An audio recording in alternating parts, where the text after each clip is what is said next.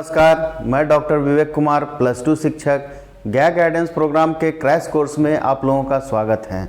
बच्चों, जैसा कि आप लोग जान रहे हो कि यह क्रैश कोर्स स्पेशली 12th के बच्चों के लिए चलाया जा रहा है, जो कि बिहार बोर्ड से इंटरमीडिएट का एग्ज़ाम देंगे 2022 में। ठीक है, तो इस क्रैश कोर्स में बच्चों भूगोल में मैं भूगोल पढ़ा रहा हूँ आप लोगों को 12वीं कक्षा का। तो 12वीं कक्षा के भूगोल का प्रत्येक अध्याय जो भी मैं पढ़ा रहा हूँ, आज जो पढ़ाने जा रहा हूँ प्रवास, तो माइग्रेशन में मैंने जो इस अध्याय में सबसे इम्पॉर्टेंट पॉइंट जो कि आपके परीक्षा के दृष्टिकोण से सबसे महत्वपूर्ण है, ठीक है, और सबसे महत्वपूर्ण प्रश्न और उसके उत्तर मैं लेके आता हूं और लेके आया हूं आज भी। और 100 नहीं 200% मैं पूरा उम्मीद कर रहा हूं कि इन्हीं प्रश्नों से, इन्हीं पॉइंट से आपके एग्जाम में पूछा जाएगा। ठीक है बच्चों, तो आज का जो चैप्टर है प्रवास, प्रकार, कारण एवं परिणाम। ठीक है, प्रवास, माइग्रेशन, एक स्थान से दूसरे स्थान जाना। ठीक है, इस अध्याय को हम लोग पढ़ेंगे। उससे पहले हम लोग देखते हैं कि हमने बताया था, आप लोगों को बोला था कि 5 नंबर का सवाल एक फिक्स आता है, एकदम परमानेंट है कि आपको 5 नंबर का सवाल इस प्रकार का सवाल आप लोग के एग्जाम में आएगा ही आएगा। ठीक है, तो आएगा। तो इसमें हमने बताया था आप लोगों को कि आपको घर पे प्रैक्टिस करना है। कैसे करना है? भारत का मैप बनाओगे, भारत के मैप को बनाना है और उसमें संबंधित कुछ शहरों का नाम देना है। ठीक है, इधर हम लोग देखेंगे शहरों का नाम वहां पॉइंट करके लिख देना है। तो इसका प्रैक्टिस हमें करते रहना है अपने घर में एटलस देखकर। ठीक है, तो पहले हम लोग देख लेते हैं क्या करना है। प्रश्न है भारत का मानचित्र बनाएं और निम्नलिखित को प्रदर्शित करें। तो सबसे पहले है चेन्नई, फिर है कन्याकुमारी, पटना, सूरत, मुंबई। ठीक है, तो चेन्नई जो है, पहला जो है चेन्नई जो है तमिलनाडु की राजधानी, यहां पे हम लोग पॉइंट करेंगे। ठीक है, इसको हम लोग बोर्ड पे देखते हैं। ठीक है, आइए पहले हम लोग एक रफ मैप बनाएंगे भारत का। ठीक है, इंडिया का रफ मैप बना लिए हैं, एक भारत का रफ मैप बना लिए। तो पहला पॉइंट कहेगा कि चेन्नई को हम लोग को इंडिकेट करना है। बच्चों रफ मैप ही बनाना है, लेकिन अच्छे से प्रयास करेंगे कि डायग्राम सुंदर रहे मेरा। ठीक है, तो सबसे पहले हम लोग को चेन्नई को लोकेट करना है। तो यहाँ पे हम लोग यहाँ पर चेन्नई गोल सा पॉइंट देंगे। ठीक है, और यहाँ पर लिख देंगे, ऐसे डैश करके लिख देंगे चेन्नई।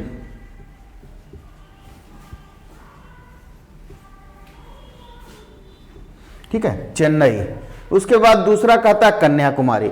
आप लोग जानते हो बच्चों कि कन्याकुमारी भारत का स्थलीय खंड का सबसे दक्षिणतम बिंदु है। ठीक है, सबसे दक्षिणतम बिंदु। तो सबसे नीचे हम लोग यहां पर पॉइंट कर देंगे गोल सा, थोड़ा मोटा करेंगे, है ना, और यहां पर लिख देंगे, डैश करके लिख देंगे कन्याकुमारी।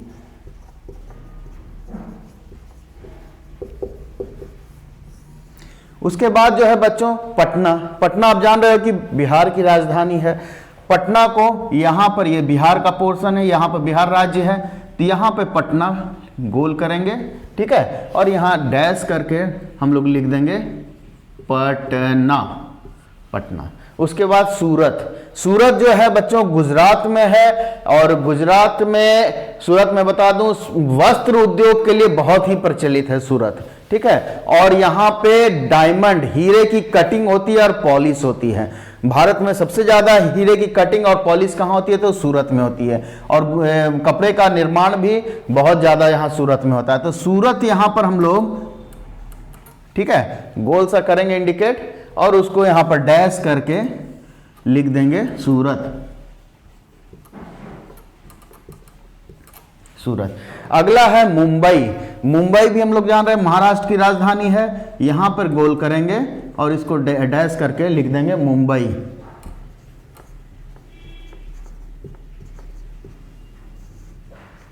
ठीक है, मुंबई।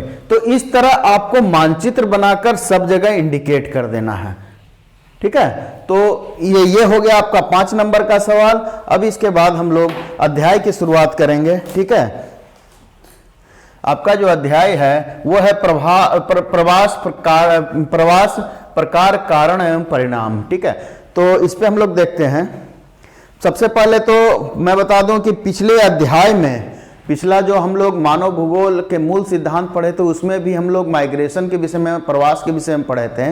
मैंने विस्तार पूर्वक वहाँ बताया था, तो वहाँ पे आप जाकर उस वीडियो को देखकर, ठीक है, उस वीडियो को देखिए और प्रवास को विस्तार पूर्वक समझ लीजिए, ठीक है। तो इसमें हम महत्वपूर्ण पॉइंट और महत्वपूर्ण प्रश्न ही आपको बता रहे हैं। तो प्रवास में यहाँ पर है जो कि थोड़ा सा हम लोग देख लेते हैं, प्रवास किसे कहते हैं। तो मानव जनसंख्या के प्रवास या प्रवसन के से तात्पर्य मानव समूह अथवा व्यक्ति के भौगोलिक स्थान के परिवर्तन से है। मतलब कि एक व्यक्ति या मानव का पूरा समूह एक स्थान से दूसरा स्थान चला जाए, भौगोलिक स्थल में परिवर्तन आ जाए, ठीक है। भौगोलिक स्थान में जो परिवर्तन आ जाए, जैसे कि कुछ लोग पटना से उठकर दिल्ली चले गए, या कुछ लोग गया से उठकर पटना चले गए, या बहुत लोग गांव से, छोटे छोटे गांव से उठकर गया जा रहे हैं, या छोटे छोटे गांव से उठकर पटना चले जा रहे हैं, या दिल्ली मुंबई वगैरह चले जा रहे हैं। क्या हो गया? एक भौगोलिक स्थान का परिवर्तन हो गया, ठीक है। तो उसको हम लोग प्रवास कहते हैं, या इसको साधारण सी भाषा में कहेंगे, जब एक मानव या अनेक मानवों का समूह एक स्थान से दूसरे स्थान चला जाए तो उसे प्रवास कहते हैं, ठीक है। प्रवास को हम लोग इस प्रकार परिभाषित कर सकते हैं। भारत की जनगणना जब हुई थी 2001 में, तो 2001 के अनुसार बच्चों भारत की जनसंख्या 102 करोड़ थी, ठीक है। 2001 के अनुसार भारत की जनसंख्या 102.9 करोड़ थी। उसमें से 30% जो भारतीय थे वो प्रवासी थे। जो जनगणना हुई तो वो दूसरे गांव शहर से आके दूसरे जगह बसे हुए थे, तो उसको 30% वैसे लोगों की संख्या थी, 30%। उसके बाद जो है बच्चों प्रवास को हम लोग दो भागों में विभाजित करते हैं, आंतरिक प्रवास और अंतरराष्ट्रीय प्रवास।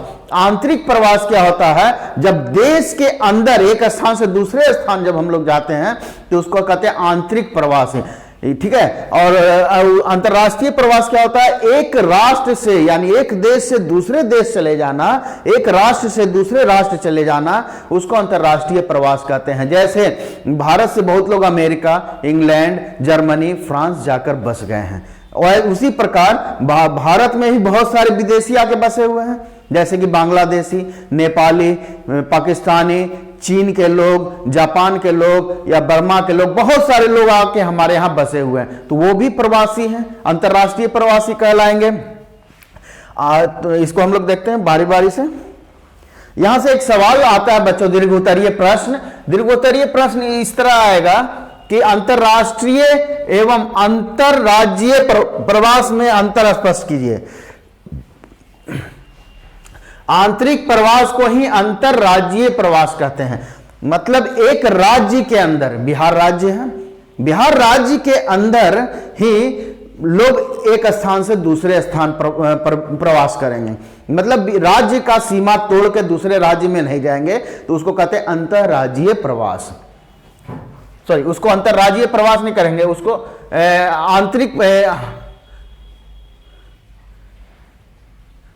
अंतरराज्यीय प्रवास में, यहां पर थोड़ी सी गलती हो गई। अंतरराज्यीय प्रवास में हो गया कि एक राज्य से दूसरे राज्य में प्रवास करना, ठीक है। यहां पर यह कह रहा है एक राज्य से दूसरे राज्य में प्रवास करना। जैसे बिहार से उठकर लोग यूपी चले गए, यूपी से लोग उठ के मुंबई, महाराष्ट्र चले गए, तो वो क्या हुआ? राज्य का परिवर्तन हो रहा है, एक राज्य से दूसरे राज्य में हो रहा है। और अंतरराष्ट्रीय में क्या हो गया? एक देश से दूसरे देश में चले जाना। तो ये प्रश्न वही कर रहा है, अंतरराष्ट्रीय और अंतरराज्यीय प्रवास में अंतर स्पष्ट कीजिए।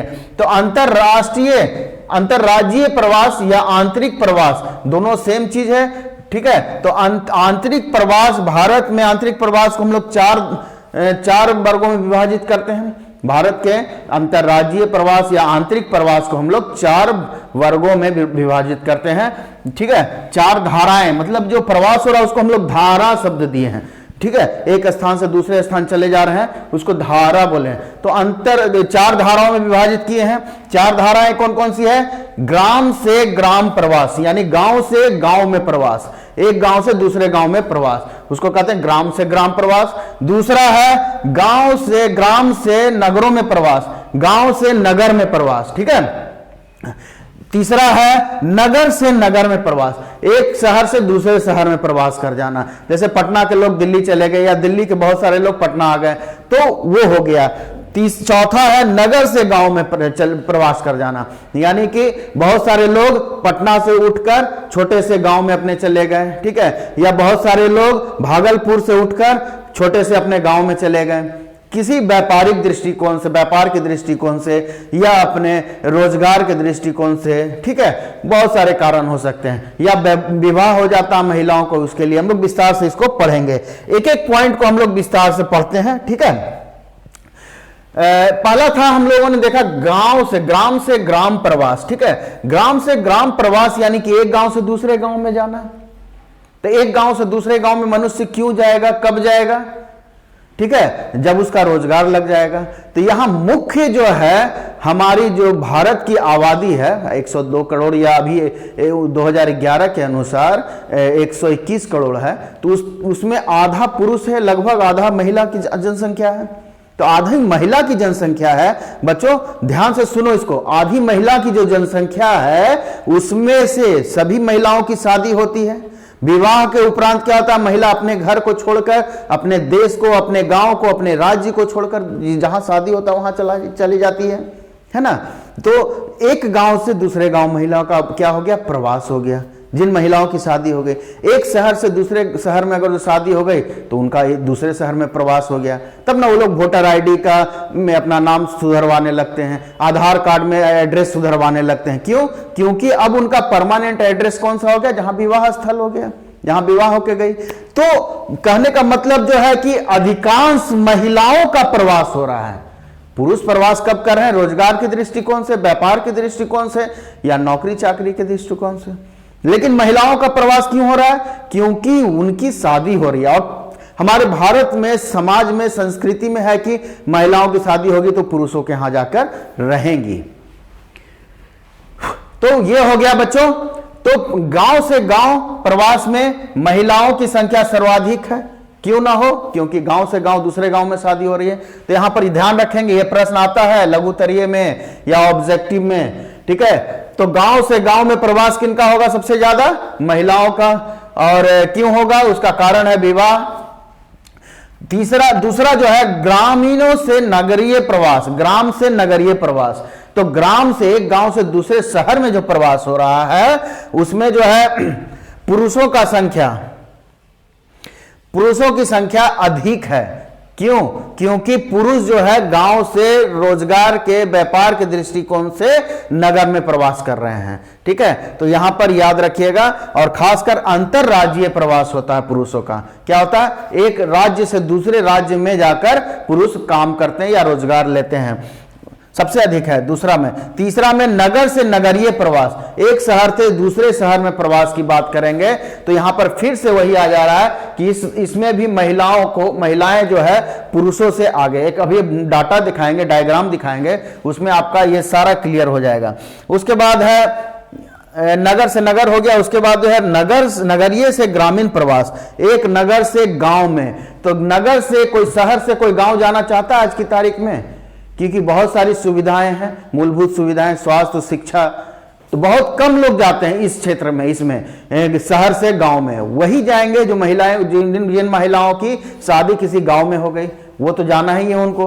दूसरा है कि किसी पुरुष का नौकरी लग गया हो गांव, ग्रामीण क्षेत्र में, वो लोग जाते हैं, धीरे से प्रवास कर जाते हैं, वहां पर धीरे धीरे रहने लगते हैं। या फिर वैसे लोग जिनको शहर में रहते रहते मन जो है, उनको जो रिटायरमेंट के बाद, जो कहो कि बहुत सारे लोग रिटायरमेंट के बाद चाहते हैं कि शांति, सुकून और स्वच्छ वातावरण में जिए, तो वैसे लोग भी अपने गांव चले जाते हैं, प्रवास कर जाते हैं पुनः। तो नगर से ग्रामीण प्रवास में संख्याएं बहुत कम हो जाती है। इसमें डाटा देखो, इसमें डायग्राम देखो क्या है। डायग्राम क्या है, एक डायग्राम, ये बार डायग्राम है, इसमें जो है दो स्तंभ, ठीक है, ग्रामीण से ग्रामीण, एक गांव से, ग्रामीण से गांव, एक गांव से दूसरे गांव में। दूसरा कॉलम है ग्रामीण से नगरीय, मतलब एक गांव से शहर में, एक नगर में। तीसरा जो है नगर से ग्रामीण, एक गांव से नगर से ग्राम में, ठीक है। उसके बाद चौथा जो है नगर से नगर, एक शहर से दूसरे शहर में, ठीक है। ये दो स्तंभ है, हर एक कॉलम में दो दो स्तंभ है। पहला स्तंभ थोड़ा सा ज्यादा डार्क है, दूसरा हल्का है। तो जो डार्क सबसे ज्यादा है, ये जो डार्क वाला काला दिख रहा है, ये महिलाओं को बता रहा है, ठीक है, ये महिलाओं का स्तंभ है। और जो हल्का है ये पुरुषों का स्तंभ है, ठीक है, यहां पर पुरुष। तो ये क्या दिखा रहा है कि कितने पुरुष माइग्रेट कर रहे हैं, कहां से, तो ये है अंतरराज्यीय प्रवास। अंतरराज्यीय, एक राज्य से दूसरे राज्य में प्रवास, ठीक है, माइग्रेट करते हैं। जैसे कि बिहार से सुनते हो कि बहुत सारे लोग रोजगार के लिए कहां जा रहे हो भैया, तो दिल्ली जा रहे हैं। क्या बोलता है, दिल्ली, दिल्ली की क्या बोलता है, जा रहे हैं। कहां जा रहे हो, तो दिल्ली जा रहे हैं कमाएला। तो कमाएला किस लिए, रोजगार के लिए जा रहा है। कहां जा रहे हो, तो महाराष्ट्र मुंबई जा रहे हैं कमाएला। तो वो बात है, वो इसके लिए जो है अंतरराज्यीय, एक जो है, सॉरी यहां पर फिर मैं गड़बड़ा गया हूं, अंतरराज्यीय की बात हो रही है, एक राज्य के अंदर की बात हो रही है, ठीक है। तो अंतरराज्यीय में हो गया राज्य के अंदर। बिहार में जो है, बिहार के अंदर की बात कर रहे हैं, तो बिहार की सीमा को नहीं तोड़ के जाना, उसकी बात हम कर रहे हैं। तो अंतरराज्यीय, राज्य के अंदर, ठीक है। तो अंतरराज्यीय में जो हो गया, बिहार की सीमा के अंदर ही रहना है, एक गांव से दूसरे गांव जाना, एक गांव से शहर जाना। जैसे कि गया से उठकर कुछ लोग गांव चले गए, तो नगर से क्या हो गए, गांव में चले गए, या गया गांव के लोग गया में चले आए, तो गांव से लोग नगर में चले आए। तो थोड़ा सा यहां पर कंफ्यूजन मत करना बच्चों, कंफ्यूज मत होना। तो अंतरराज्यीय प्रवास यानी अंतरराज्य, राज्य के अंदर, अंदर, ठीक है, तो प्रवास करने की बात है। तो गांव से गांव में देखोगे कि महिलाओं की संख्या बहुत ज्यादा है पुरुषों की तुलना में। गांव से गांव में प्रवास में देख रहे हो, महिलाओं की स्तंभ बहुत ज्यादा लंबी है। ये डाटा मत याद रखो कि कितना करोड़ में हो रहा है प्रवास, ठीक है, सिर्फ ये देखो कि कितनी, पूरे भारत का ये डाटा जो है पूरे भारतवर्ष का है, ठीक है। तो इसमें महिलाओं की संख्या बहुत ज्यादा है पुरुषों से, ठीक है, नहीं भी तो हम समझते 5 गुना ज्यादा है। दूसरा जो है गांव से नगर में प्रवास के लिए, तो गांव से नगर में जब प्रवास होता है एक राज्य के अंदर, तो महिला, पुरुष की अपेक्षा में महिलाएं फिर आगे निकल जा रही है प्रवास के मामले में। पुरुष भी प्रवास कर रहे हैं किसी कारण से, लेकिन महिलाएं उससे ज्यादा कर रही है। फिर है नगर से गांव में प्रवास, ग्रामीण क्षेत्रों में प्रवास।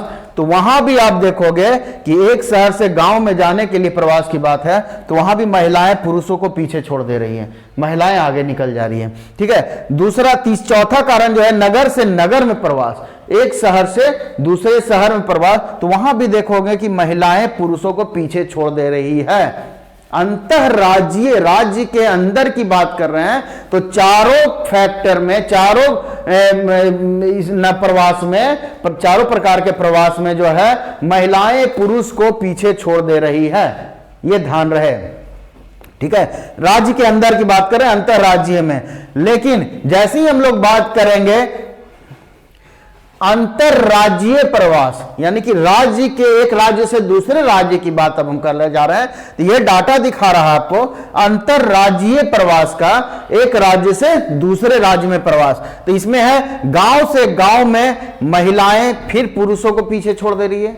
एक राज्य से दूसरे राज्य में अगर जा रहे हैं तो महिलाएं क्या कर रही है, पुरुषों को पीछे छोड़ दे रही है। पुरुष कम कर रहे हैं गांव से गांव में प्रवास, महिलाएं ज्यादा कर रही है। फिर जो है यहां पर गांव से नगर जाने की बात करेंगे, तो यहां पुरुष जो है महिलाओं को पीछे छोड़ दे रहा है।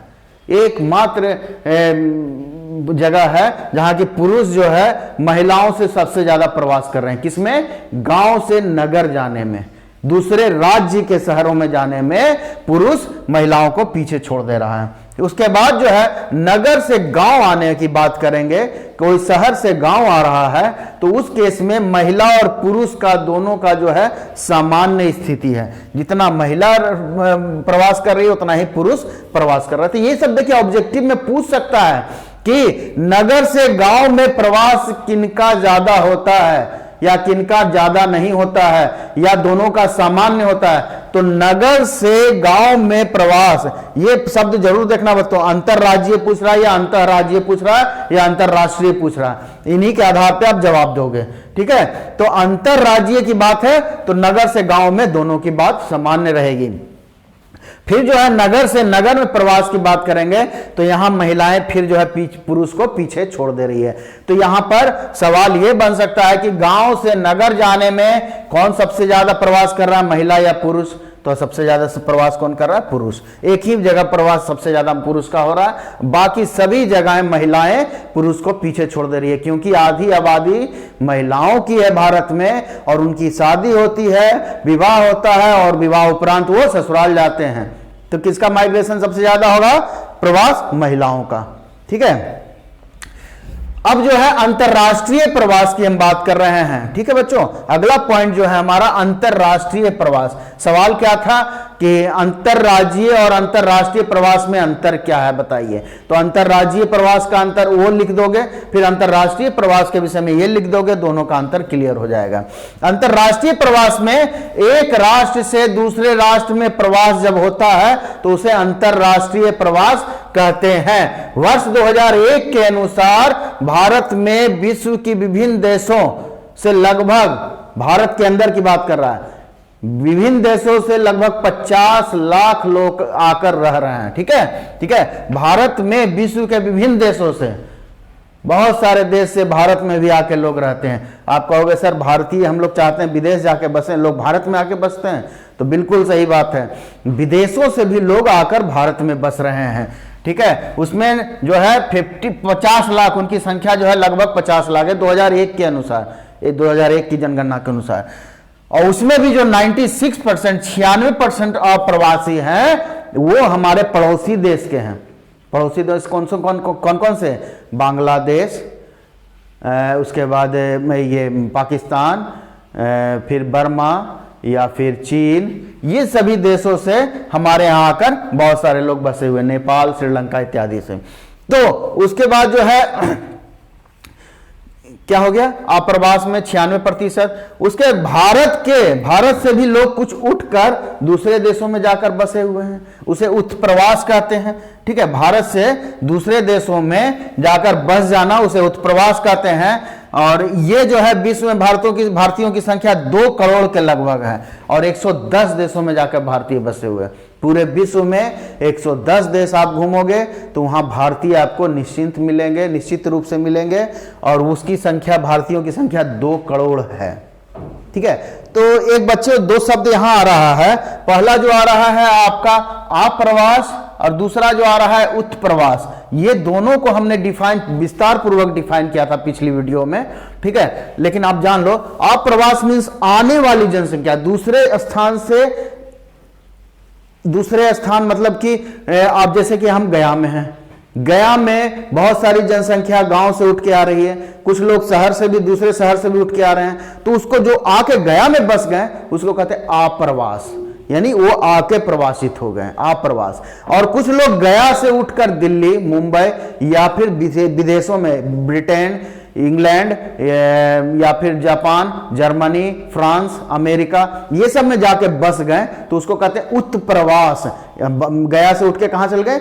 उत्प्रवास, उठ के चले गए। उठ मीन्स उठ के चले गए दूसरे शहर, दूसरे राज्य या दूसरे देश, तो उसको कहते हैं उत्प्रवास। और अप्रवास मीन्स आकर गया में बस गए। तो किसी शहर में आकर जब लोग बसने लगते हैं तो उसको अप्रवास कहते हैं। उठ के दूसरे शहर चले गए, दूसरे राज्य, दूसरे देश चले गए तो उसको उत्प्रवास कहते हैं। ठीक है, इस कॉन्सेप्ट को याद रखना। आप हो सकता है एग्जाम में पूछ दे, और पूछने वाला भी है कि उत्प्रवास अप्रवास में क्या अंतर है। तो इस चीज को हमने विस्तार पूर्वक पिछले वीडियो में बताया है। चलो ठीक है, देखो हमने क्या बताया, अंतरराष्ट्रीय में दूसरे देशों में भारतीयों की संख्या कितनी होगी? 2 करोड़ है 2001 की जनगणना के अनुसार, और 110 देशों में बसे हुए हैं। ये एक डाटा हम यहां दिए हैं बच्चों। ठीक है, डाटा को देखोगे ध्यान से तो कुल अंतरराष्ट्रीय प्रवासियों की संख्या यहां दिया हुआ है, यहां प्रतिशत है। ठीक है, तो जो अंतरराष्ट्रीय प्रवासी जो है वो 51.55 लाख हैं पूरे विश्व में फैले हुए हैं। ठीक है, और ये 2001 की जनगणना है। उसके बाद जो है ये 100% हो गया। पड़ोसी देशों से जो, सॉरी ये अप्रवास की बात हो रही है, उत्प्रवास नहीं, अप्रवास की बात हो रही है। इसमें 51 लाख भारत में आकर बसे हुए हैं। ठीक है, और इसमें जो है पड़ोसी देशों का जो है 49 लाख 49.18 लाख जो है, यानी 95.5% पड़ोसी देशों के आके बसे हुए हैं।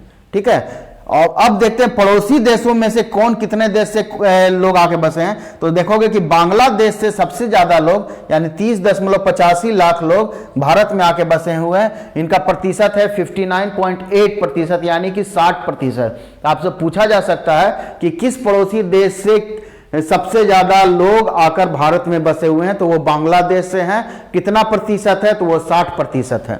ठीक है, उसके बाद पाकिस्तान से जो है वो 19% है, नेपाल से जो है 11.6% यानी लगभग 12%, श्रीलंका से जो है 2.9%, म्यांमार, चीन, अफगानिस्तान, भूटान सबसे आके आपके देश में बसे हुए हैं। ठीक है,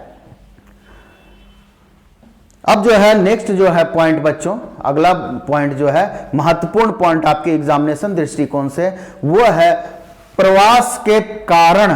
प्रवास का क्या कारण है? किसी भी स्थान से, किसी भी राज्य से एक स्थान से दूसरे स्थान उठ के जाना, किसी गांव से एक गांव से दूसरे गांव या गांव से शहर जाना, इसके पीछे क्या कारण है, क्या फैक्टर, क्या कारक है, ठीक है, या क्या फैक्टर काम करता है, ये इस तरह प्रकार के भी सवाल आते हैं आपके एग्जाम में।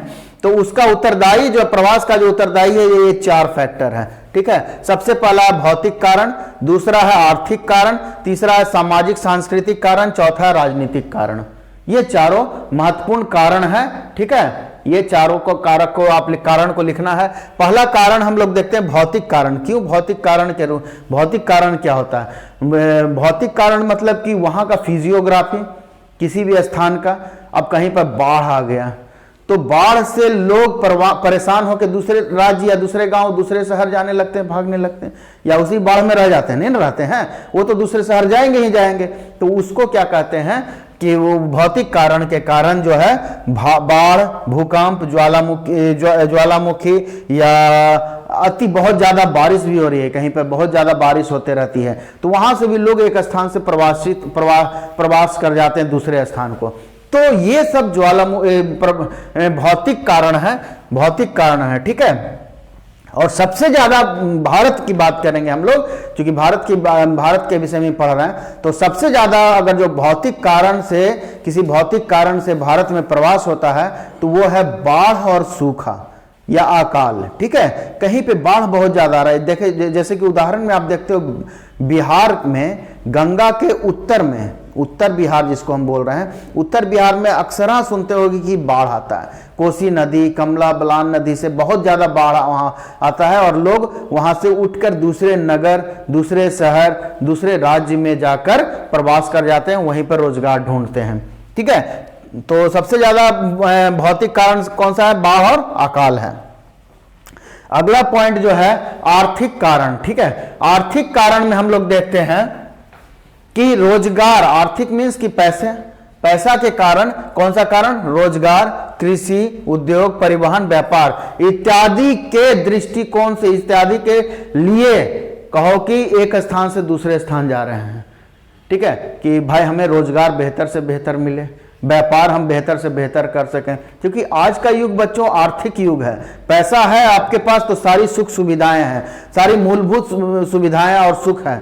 तो आजकल लोगों का जो सोच बड़ा हो गया है, लोगों की चाहत बड़ी हो गई है। ठीक है, तो अब जो है लोग चाहते हैं कि शहर में रहें, स्वास्थ्य की सुविधा बेहतर मिले, शिक्षा की सुविधा बेहतर मिले, है ना, और पैसा भी अधिक से अधिक कमाएं। तो ये इसी कारण से लोग क्या करते हैं, एक स्थान से दूसरे स्थान प्रवासित कर जाते हैं। इसको कहते हैं आर्थिक कारण। ठीक है, तीसरा है बच्चों सामाजिक और सांस्कृतिक कारण। सामाजिक और सांस्कृतिक कारण में जो बच्चों, सामाजिक कारण या सांस्कृतिक कारण में, जैसे कि कहीं दंगा फसाद हो रहा है तो उठ के लोग चले जा रहे हैं। जैसे कि भारत का जो है बंटवारा हुआ 1947 में, तो धार्मिक कारण वहां बहुत बड़ा बना कि 1947 में भारत का बंटवारा हुआ, भारत पाकिस्तान अलग हुआ, तो बहुत सारे हिंदू जो है पाकिस्तान से उठ के भारत में आ गए, और बहुत सारे मुस्लिम जो है भारत से उठ के पाकिस्तान में चले गए। ठीक है, तो यहां पर धार्मिक कारण बन गया, यानी सामाजिक कारण बन गया। उसके बाद सांस्कृतिक कारण देखोगे कि क्या कहते हैं, शिक्षा प्राप्ति के लिए, बेहतर शिक्षा प्राप्ति के लिए लोग ग्राम से शहर या छोटे शहर से बड़े शहर में जा रहे हैं। और विवाह तो सबसे बड़ा मुख्य बिंदु है। लड़कियों की शादी हो गई तो वो एक स्थान से दूसरे स्थान प्रवास कर ही जा रहे हैं, वो भी एक सांस्कृतिक कारण बन जाता है। ठीक है, अगला पॉइंट जो है बच्चों वो है राजनीतिक कारण। किसी राजनीतिक कारण के कारण जो है लोग घर छोड़ देते हैं। अब जैसे कि बहुत सारे लोगों को सुने होगा कि उनके परिवार में, उनके अड़ोस पड़ोस में लड़ाई झगड़ा हो गया, जातीय दंगा फैल गई। तो जातीय दंगा फैलने के कारण क्या करते हैं, जो कमजोर लोग रहते हैं वो उस ग्राम से, उस गांव से उठकर दूसरे क्षेत्र में प्रवास कर जाते हैं। तो इस तरह की राजनीतिक कारणों से भी लोग एक स्थान से दूसरे स्थान चले जाते हैं, प्रवास कर जाते हैं। इसमें जो सवाल आएगा बच्चों आप लोगों को, वो सवाल रहेगा कि भारत में ग्रामीण से नगरीय प्रव्रजन के कारण बताएं। मतलब कि ग्रामीण से, गांव से नगर में जो प्रवास कर रहे हैं उसका क्या कारण है, वो कारण बताना है। इतना सारा हम अभी आपको बता दिए हैं, उसी में से आपको सेलेक्ट करके चुन कर लिखना है। क्या लिखना है, देखो भारत में कुल आंतरिक प्रवास कितना है, 24% है। भारत के अंदर की बात कर रहे हैं हम लोग, ठीक है, 24% है। गांव से नगर की ओर, गांव से नगर की ओर 24% जो है भारत में गांव से नगर की ओर, एक गांव से नगर की ओर प्रवास कर रहे हैं। उसमें जो है पुरुष प्रधान हो रहा है। जो गांव से, हमने बताया था अभी डाटा में आप लोग देखे भी डायग्राम में कि गांव से नगर में प्रवास की बात हो रही है, तो उसमें पुरुष प्रधान है, और खासकर अंतर्राज्यीय में, ठीक है, एक राज्य से दूसरे राज्य में जाने में। तो यहां पर हो जाएगा ग्राम से, इसका आकर्षण और प्रतिकर्षण की बात कर रहे हैं, तो आकर्षण में मतलब कुछ न कुछ आकर्षण का केंद्र रहता है। नगर अगर जो जा रहे हैं तो मेन आकर्षण का केंद्र रहता है रोजगार, दूसरा है शिक्षा, तीसरा है स्वास्थ्य। तो ये सब आकर्षण का केंद्र, आप कहीं उठ के जा रहे हो तो ये इन्हीं कारणों से आप जा रहे हो हम, ठीक है। तो इसका पॉइंट क्या क्या लिखेंगे, पहला है बढ़ती जनसंख्या के कारण जो है किसी भी गांव में जनसंख्या बढ़ रही है तो वहां कृषि जोत जो है, कृषि का जो भूमि है वो छोटा होते जा रहा है। क्या होता है, एक पिता का 4 बेटा है तो चारों बेटा में बट गया जमीन, तो वो 4 टुकड़ा हो गया। चारों बेटा का 2-2 बेटा तो वो भी फिर बट गया, तो वो भी और छोटा हो गया। तो जोत की संख्या क्या हो रही है, छोटी होती जा रही है, जिसके कारण जो है जीवन उन लोगों का उस कृषि भूमि से नहीं चल पाता है और वो एक स्थान से दूसरे स्थान प्रवास कर जाते हैं। अगला पॉइंट है नगर से रोजगार, नगर में रोजगार की अधिक संभावना है। नगर इसलिए जा रहे हैं ना कि भाई यहाँ खेती नहीं हो पा रहा, अच्छे से नहीं हो पा रहा है, तो नगर में रोजगार मिल रहा है इसलिए चले जा रहे हैं। दूसरा है असुरक्षा, गांव में जो लोग असुरक्षित महसूस करते हैं और शहरों में जाके सुरक्षित महसूस करते हैं, क्योंकि यहाँ प्रशासन, शहर में प्रशासन हर चौक चौराहे पर, हर गली में, या कहो 24 घंटे प्रशासन अलर्ट रहती है। रात में भी देखोगे प्रशासन घूमते रहती है, पेट्रोलिंग करते रहती है। उसके बाद जो है ग्राम में से शहर जाने का मुख्य कारण शिक्षा और स्वास्थ्य है और अन्य मूलभूत सुविधाएं हैं, जिससे कि लोगों को लोग आकर्षित होते हैं एक स्थान से दूसरे स्थान। इसमें नेक्स्ट जो महत्वपूर्ण बिंदु है आपका बच्चों, अपकर्ष या प्रतिकर्ष, इसको अच्छे से समझ लो, यह सवाल आने वाला है। अपकर्ष या प्रतिकर्ष, पुल या पुश, ठीक है। तो ये फैक्टर जो है आपको पूछ सकता है कि अपकर्ष प्रतिकर्ष क्या है, पुल या पुश फैक्टर क्या है, ठीक है। अक्सर इसको ऐसे समझो, अक्सर आप बैंक में जा रहे हो या किसी बड़े ऑफिस में जा रहे हो तो शीशा का गेट बना हुआ रहता है, शीशा के गेट में चिपका रहता है, एक साइड पुल, दूसरे साइड में जाओगे तो उसमें पुश, यानी कि एक साइड पुश एक पुल, यानी कि आप वो आपको कह रहा है कि आप इसे पुल करो तब ये गेट खुलेगा, एक कहता है कि पुश करो तो ये गेट खुलेगा, ठीक है। तो ये है आपका पुश और पुल फैक्टर। तो इसमें क्या होता है कि व्यक्ति जो है, इसको हिंदी में कहते हैं अपकर्ष और प्रतिकर्ष। अपकर्ष मीन्स पुल फैक्टर हो गया, यानी कि आपको वो खींच रहा है, आकर्षित कर रहा है। इस प्रकार के इसमें जो है उद्गम स्थान से लोग उठकर शहरों की ओर, गांवों की ओर आकर्षित हो रहे हैं। क्यों आकर्षित हो रहे हैं? रोजगार के कारण, शिक्षा के कारण, स्वास्थ्य के कारण। आकर्षण का कुछ केंद्र है, वो एकदम बिल्कुल चुंबक की तरह आकर्षित हो रहे हैं। एक बार जिनका मन शहर में लग जाता है रोजगार पैसा कमाने में या शिक्षा प्राप्त करने में या स्वास्थ्य की सुविधा की दृष्टि और बहुत सारी मूलभूत सुविधाओं के कारण, तो वो प्रयास करते हैं कि हम शहर में ही जाके रहें।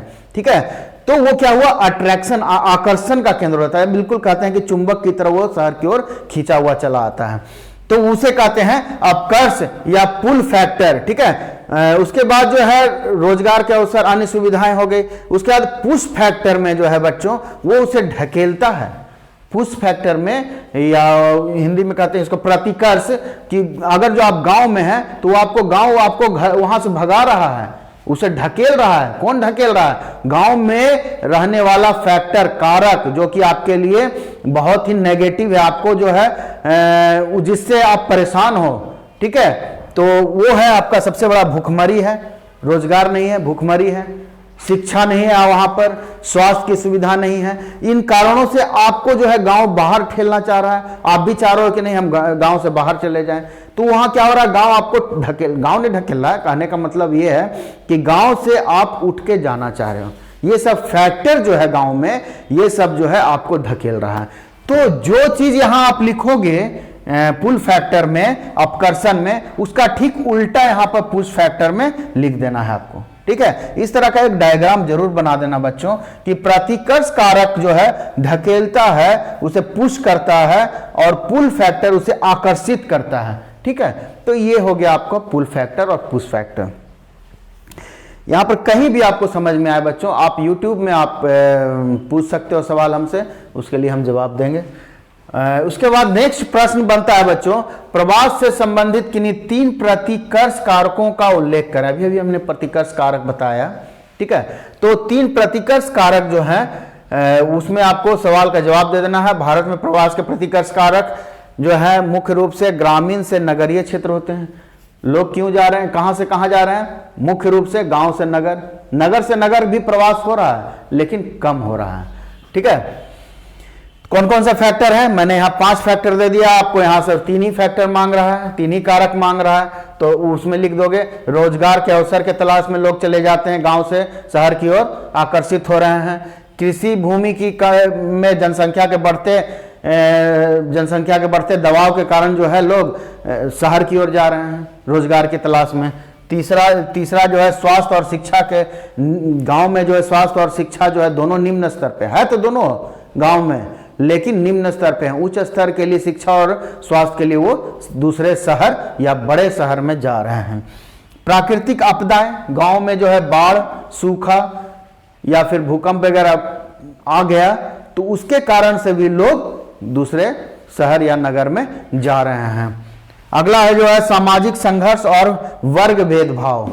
वर्ग का जो भेदभाव है बच्चों गांव में बहुत ज्यादा होता है, जातीय भेदभाव, धार्मिक भेदभाव। तो इसमें क्या होता है, लोग अपने गांव से शहर से उठ के दूसरे गांव या शहर चले जाते हैं। तो ये रहा बच्चों, इसमें जो है गृह कार्य मैंने आप लोगों को दिया है। इसमें आपको दीर्घ उत्तरीय प्रश्न आने की संभावना कम है, लेकिन फिर भी एक प्रश्न ऐसा मुझे मिला जो कि आ सकता है आपके एग्जाम में। इसमें जो है लघु उत्तरीय बहुत सारे सवाल आते हैं जो कि हमने दे दिया है। इन्हीं सवालों के बीच से ही आपको सवाल आने की पूर्ण संभावना है। उसके बाद जो है इसमें बहुवैकल्पिक यानी कि मल्टीपल चॉइस क्वेश्चन जो भी आपको आएंगे इसमें से आएंगे। जैसे कि यहां देखो बच्चों, निम्नलिखित में से किस राज्य में सर्वाधिक संख्या में अप्रवास होता है? ठीक है, अब अप्रवासी आते हैं तो किस राज्य में है? तो वो राज्य आपका महाराष्ट्र है। ठीक है, महाराष्ट्र में सबसे ज्यादा अप्रवासी जाते हैं, वहां बसते हैं। उसके बाद भारत में प्रवास की निम्नलिखित धाराओं में से कौन सी एक धारा पुरुष प्रधान है? तो कौन सी धारा पुरुष प्रधान है? वो है गांव से नगर की ओर जाने में। अभी अभी हमने बताया था। निम्नलिखित में से किस नगरीय समूह में प्रवासी जनसंख्या का अंश सर्वाधिक है? ठीक है, तो इसमें जो है बच्चों मुंबई में हो गया, मुंबई नगरीय समूह में होता है। भारत में ग्राम से नगर को होने वाली प्रवास से कौन सी पर्यावरणीय समस्या प्रमुख रूप से? तो गांव से जब शहर में हम जाएंगे अधिक से अधिक संख्या में तो वहां पर जायज सी बात है कि गंदगी फैलेगी, है ना। तो सबसे बड़ी समस्या यहां आती है गंदगी, गंदी बस्तियों का फैलाव। ठीक है। अगला प्रश्न जो आएगा बच्चों, जो लोगों के निवास स्थान अथवा उद्गम स्थान को छोड़ने वाले कारक बनते कहलाते हैं, वो कहलाते हैं आपको अपकर्षक या प्रतिकर्ष कारक कहलाते हैं। ठीक है, एक स्थान से दूसरे स्थान चले जाना। तो ये बच्चों हो गया आपका 5 प्रश्न। उसके अलावा भी बहुत सारे सवाल आ सकते हैं बच्चों, ठीक है। लेकिन अब जो है नेक्स्ट मिलते हैं नेक्स्ट क्लास में, और देखेंगे बहुत सारे महत्वपूर्ण जो भी हमारे ये आएगा हम उसको सेलेक्ट करके लाएंगे, महत्वपूर्ण पॉइंट को प्रश्न, इसको आप देख लो बच्चों, इसी से आएंगे। ठीक है, आज के लिए धन्यवाद, जय हिंद।